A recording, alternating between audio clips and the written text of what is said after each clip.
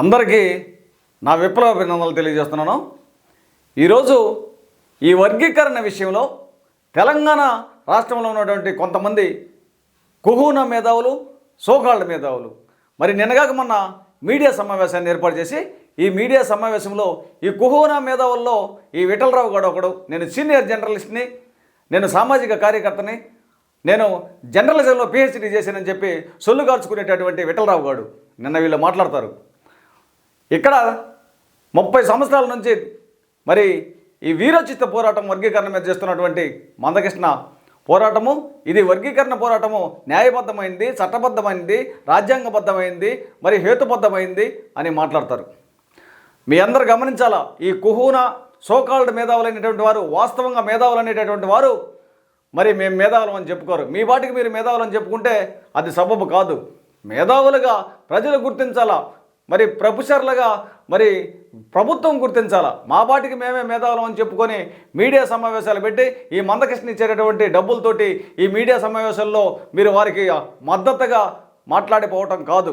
జరుగుతున్నటువంటి సిచ్యువేషన్లు అయితే మీరు మాట్లాడినట్టుగా ఇది న్యాయబద్ధమైంది, చట్టబద్ధమైంది, రాజ్యాంగబద్ధమైంది, హేతుబద్ధమైంది, శాస్త్రీయమైందని నేను మాట్లాడుతుంటే ఇవన్నీ కలిగినదైతే ఉమ్మడి ఆంధ్రప్రదేశ్ రాష్ట్రంలో 96లో రామచంద్రరాజు కమిషన్ ప్రకారం 97లో వర్గీకరణ చేస్తే మరి ఉమ్మడి హైకోర్టు న్యాయమూర్తి అయినటువంటి బిలాల్ నజ్గీ గారు కొట్టేశాడు. ఇది ఇన్ని రకాలైనటువంటి బద్ధకత అని రాజ్యాంగబద్ధమో న్యాయబద్ధమో చట్టబద్ధం అయితే ఆయన ఎందుకు కొట్టేశాడు?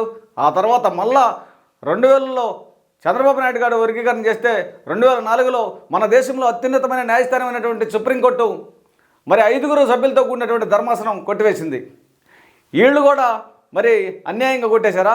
ఆ తర్వాత మళ్ళా 2022లో ఏం జరిగిందంటే ఈ ఎంఆర్పిఎస్ సోదరుల యొక్క ఒత్తిడి తట్టుకోలేక జరుగుతున్నటువంటి పార్లమెంట్ సమావేశాల్లో ప్రస్తుతం ప్రధానమంత్రిగా ఉన్నటువంటి నరేంద్ర మోడీ ఆ రోజు సామాజిక న్యాయ శాఖ మంత్రి అయినటువంటి ఒక మంత్రి గారి చేత చెప్పించడం జరిగింది.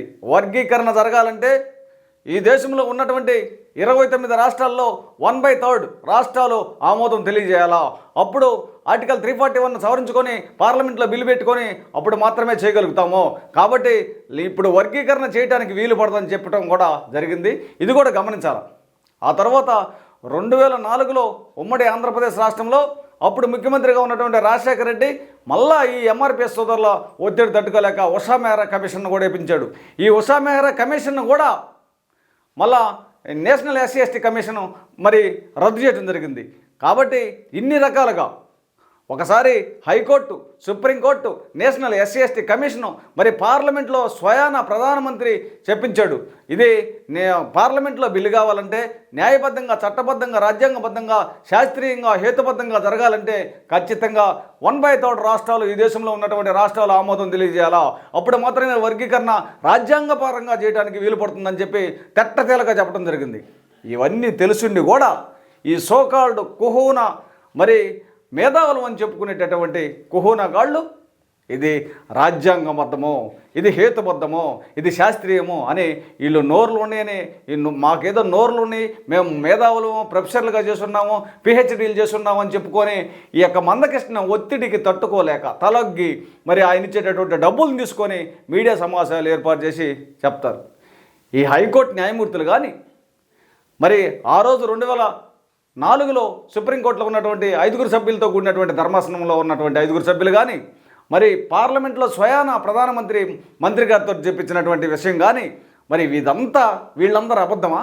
రాజ్యాంగానికి వ్యతిరేకమా? హేతుబద్ధతకు వ్యతిరేకమా? మరి చట్టబద్ధతకు వ్యతిరేకమా? వీళ్ళంతా మీరేనా చట్టబద్ధత గురించి చెప్పేది?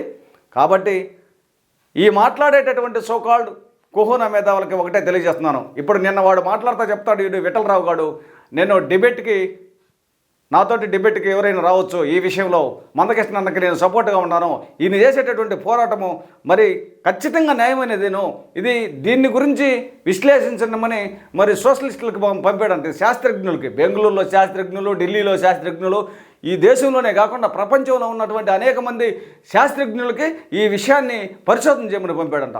ఆ శాస్త్రజ్ఞులందరూ ఇది కరెక్టేను, న్యాయబద్ధమైంది, రాజ్యాంగబద్ధమైంది అని పంపారంట. ఈ సోకాల్డ్ గారు చెప్తాడు, విఠలరావు గారు, వాస్తవంగా ఈ మాలామద్దిగల మధ్య జరుగుతున్నటువంటి పోరాటంలో ఎవరైనా చాలామంది పాల్గొన్నారు, కానీ ప్రత్యక్షంగా పాల్గొకుండా పరోక్షంగా ఏ ఒక మాటలు మాట్లాడిపోయారు. ప్రత్యక్షంగా ఈరోజు పాల్గొంటూ మా మాలామాదిగుల మధ్యలో మేమేమంటామంటే ఈ విఠలరావు గారి బ్రీడు ఈ మాదిగ సోదరులకు ఏమైనా పుట్టాడేమో మాకు అర్థం కావట్లేదు. వీడు వచ్చి ప్రతి ఒక్క రోజు సొల్లు కార్చుకుంటాడు. ఎక్కడైనా మేధావి అనేటటువంటి వాడు, సీనియర్ జర్నలిస్ట్ అనేటటువంటి వాడు, ప్రజల యొక్క సమస్యల మీద పోరాడేటటువంటి వాడు 10 మందిని వేసుకొని ఒక కార్యక్రమం పెడతాడు, ఒక మీడియా సమావేశం పెడతాడు, ప్రభుత్వాన్ని వ్యతిరేకిస్తాడు, ప్రజలకు ఈ విధమైనటువంటి న్యాయం కావాలని మాట్లాడతాడు. వీడు ఎక్కడ ఇది చేయలా, మేము ఎక్కడ చూడలేండి. వీడు సొల్లు చూడు ఎలా ఖర్చుకుంటున్నాడు అసలు. ఇది మేము దీన్ని ఎంత దాకానే పోతాం, న్యాయం పక్క ఉంటాము, బాధితులకు అండగా ఉంటాం. ఎవరో నువ్వు బాధితులకు అండగా ఉండా, న్యాయం పక్క ఉండా, ధర్మం పక్క ఉండా, నీ వల్ల గొర్రె పెగ్గు కూడా తెగదు.